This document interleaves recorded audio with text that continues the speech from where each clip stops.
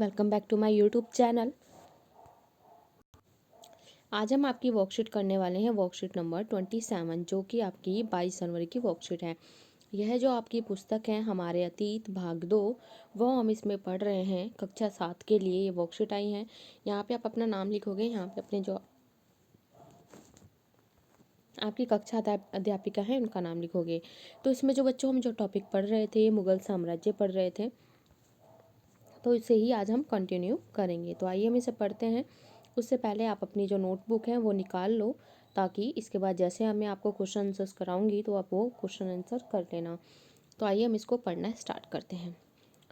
मुगलों की आमदनी का मुख्य साधन किसानों की उपज से मिलने वाला राजस्व था। यानी कि जो मुगल की आमदनी थी वो क्या थी, जो किसान जो खेती करते थे उनसे जो भी फसल पैदा होती थी, जो भी उपज होती थी, उनसे जो किसान जो अपना कर के रूप में पैसे देते थे, वही मुगलों की आमदनी होती थी।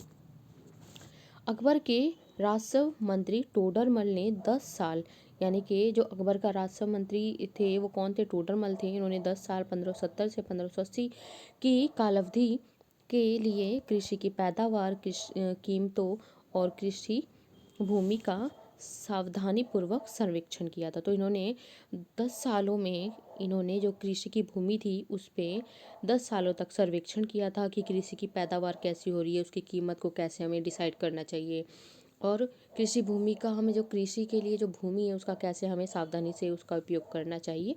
तो इसका इन्होंने एक सर्वे किया था। प्राप्त आंकड़ों के आधार पर प्रत्येक फसल पर नगद के रूप में राजस्व निश्चित कर दिया गया। तो इन्होंने ये देखा कि काफ़ी सारी भूमि तो ऐसे इस पे फसल बहुत ज़्यादा हो रही है, उसका उपज बहुत ज़्यादा हो रही है। तो उन्होंने निश्चित कर दिया कि हाँ, इस वाली भूमि से जहाँ उपज सबसे ज़्यादा होती है वहाँ से टैक्स ज़्यादा लिया जाएगा, यानी कि कर ज़्यादा लिया जाएगा। जहाँ कम फसल उग रही है, जो भूमि थोड़ी बंजर है, जहाँ फसल की पैदावार इतनी नहीं होती, तो वहाँ से थोड़ा कम। इसके बाद है, इधर हम देख लेते हैं, अधिकतर स्थानों पर किसान ग्रामीण कुलीन यानी कि मुखिया या स्थानीय सरदारों के माध्यम से राजस्व देते। तो अधिकतर स्थान पे जो किसान थे वो ग्रामीण कुलीन जो थे, तो या तो गांव का मुखिया हो या स्थानीय सरदार हो, इसके थ्रू ही वो क्या देते थे, राजस्व यानी कि टैक्स देते थे। उसके बाद इसमें है, समस्त मध्यस्थों के लिए, चाहे वे स्थानीय ग्राम के मुखिया हों, या तो स्थानीय ग्राम के मुखिया हों या फिर शक्तिशाली सरदार हों, मुगल एक ही शब्द यूज़ करते थे। क्या यूज़ करते थे, जमींदार। या तो किसी गांव का मुखिया है वो, या कोई सरदार है, लेकिन मुगल उनके लिए एक ही वर्ड यूज़ करते थे, जमींदार। इसके बाद जो आपका है, प्रत्येक सूबे प्रांत को राजस्व मंडलों में बांटा था। जो जो प्रत्येक सूबे थे उनके राजस्व उनको मंडलों में बांट दिया गया था, और प्रत्येक की हर फसल के लिए राजस्व दर की अलग अलग अलग सूची बनाई गई। राजस्व प्राप्त करने की इस व्यवस्था को क्या कहते थे ये लोग, जब्त कहते थे। जो जिस तरीके से ये लोग कर इकट्ठा करते थे उसको उन्होंने नाम दिया जब्त। जब्त व्यवस्था उन स्थानों पर प्रचलित थी जहां मुगल प्रशासनिक अधिकारी भूमि का निरीक्षण कर सकते थे और सावधानी पूर्वक उनका हिसाब रखते थे। ऐसा निरीक्षण गुजरात और बंगाल जैसे प्रांतों में संभव नहीं हो पाया। तो ये निरीक्षण गुजरात और बंगाल जैसे प्रांत जो जो जगह थी यहाँ पे संभव नहीं हो पाया था। इसके बाद हम पढ़ते हैं नेक्स्ट। कुछ क्षेत्रों में जमींदार इतने शक्तिशाली थे कि मुगल प्रशासकों द्वारा शोषण किए जाने की स्थिति में वे विद्रोह कर सकते थे। तो कहीं कहीं देखा जाए तो बच्चों, जमींदार भी काफ़ी शक्तिशाली थे जो विद्रोह करने की हिम्मत रखते थे। कभी कभी एक ही जाति के जमींदार और किसान मुगल सत्ता के खिलाफ मिलकर विद्रोह कर देते थे। कभी कभी ऐसा होता था, एक ही जाति है जिसमें से कुछ लोग जमींदार हैं लेकिन कुछ लोग वहीं किसान हैं, तो ये लोग मिलके क्या करते थे, मुगल सत्ता के खिलाफ विद्रोह कर देते थे। जो भी इनकी नीतियाँ थीं इनको नहीं पसंद आती थी। तो 17वीं शताब्दी के आखिर में ऐसे किसान विद्रोहों ने मुगल साम्राज्य के स्थायित्व को चुनौती दी थी। तो ऐसे किसानों ने इनको क्या दी थी, चुनौती दी थी। तो आइए हम फटाफट इसके आंसर्स करते हैं। आपका पहला क्वेश्चन है, मुगलों की आमदनी का प्रमुख साधन क्या था। तो क्वेश्चन को आप नोट कर लोगे बच्चों कॉपी में। तो आइए हम देखते हैं, मुगलों की आमदनी का जो प्रमुख साधन था वो है बच्चों, आप इसे फटाफट नोट करोगे आंसर को, ये आपका उत्तर नंबर 1 है। मुगलों की आमदनी का प्रमुख साधन किसानों की उपज से मिलने वाला राजस्व था, यानी कि जो खेत है, खेत पे जितनी भी फसल यहाँ उगाई गई है तो उससे जितना भी इन्हें फसल होती थी उसी से ही जो टैक्स वो चुकाते थे तो वही इनकी क्या थी, आमदनी थी। तो पहला क्वेश्चन होता है आपका कंप्लीट। इसके बाद चलते हैं सेकंड क्वेश्चन की तरफ। मुगल साम्राज्य में जमींदार की क्या भूमिका थी? तो हम देखेंगे जो मुगल साम्राज्य था उसमें जमींदार की क्या भूमिका थी, तो आइए देखते हैं। तो इसमें जो जमींदार की भूमिका थी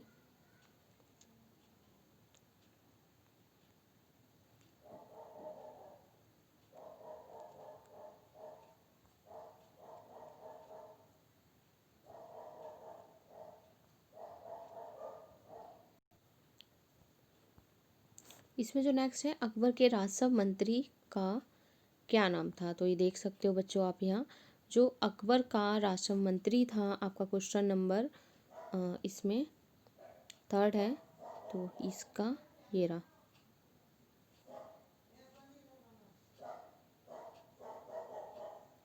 था 3 है। अकबर के राजस्व मंत्री टोडरमल थे। अकबर के राजस्व मंत्री टोडरमल थे, तो इसे बच्चे नोट कर लोगे। इसके बाद आप क्वेश्चन नंबर 4 है, जब्त शब्द से आप क्या समझते हैं? तो जो जब्त शब्द है इसे आप पूरा ये नोट कर लोगे। क्वेश्चन नंबर 4, प्रत्येक सूबे प्रांत राजस्व मंडलों में बटा हुआ था। प्रत्येक को हर फसल के लिए राजस्व की दर की अलग से सूची बनाई गई। राजस्व प्राप्त करने की इस व्यवस्था को क्या कहा जाता था? जब्त कहा जाता था। जब्त व्यवस्था कहाँ अधिक प्रचलित थी? तो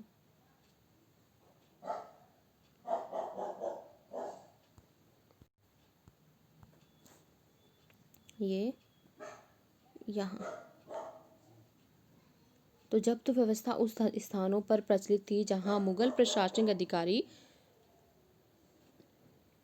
भूमि का निरीक्षण कर सकते थे। तो आपका क्वेश्चन नंबर जो है ये उत्तर है 5,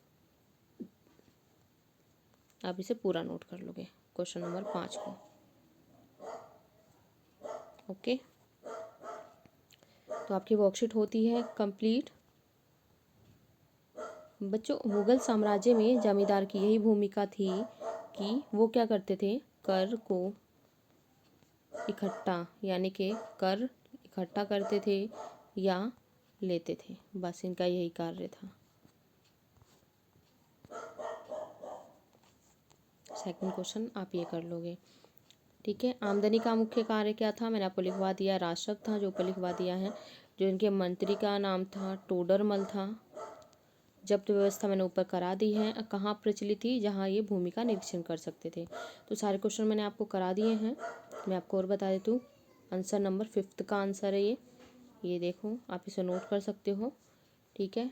उसके बाद 4th का आपका 4th का ये आंसर है।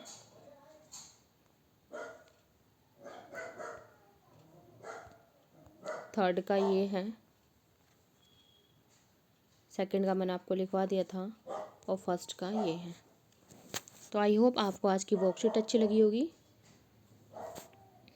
तो आप देख सकते हो, फर्स्ट मैंने करा दिया है, थर्ड ये है, अकबर के जो राजस्व मंत्री थे टोडरमल थे, इस तरीके से लिख दोगे। जब्त व्यवस्था पूरी करा दी है, इसे पूरा नोट कर लोगे। नहीं क्लियर है तो मैं जूम कर देती हूँ, अभी आपको क्लियर दिख रहा होगा। जब्त व्यवस्था पूरा, इसे आपको ये पूरा ही नोट करना है। ये है 4th। इसके बाद कहाँ प्रचलित थी? वो है आपकी ये 5th का आंसर। जब्त व्यवस्था उन स्थानों पर प्रचलित थी जहाँ मुगल प्रशासनिक अधिकारी भूमि का निरीक्षण कर सकते थे और सावधानी पूर्वक उनका हिसाब रख सकते थे। बस ये आपको यहाँ थे तक इसको पूरा करना है, जब्त व्यवस्था से लेके थे तक। क्लियर है? और इसके बाद जो सेकंड था हेतु कर को इकट्ठा करते थे। तो मिलेंगे नेक्स्ट वीडियो में नेक्स्ट वर्कशीट के साथ। आई होप आपको वर्कशीट अच्छी लगी होगी, आप इंजॉय कर रहे होंगे। तो चैनल को लाइक करें, सब्सक्राइब करें, अपने दोस्तों के साथ शेयर करें।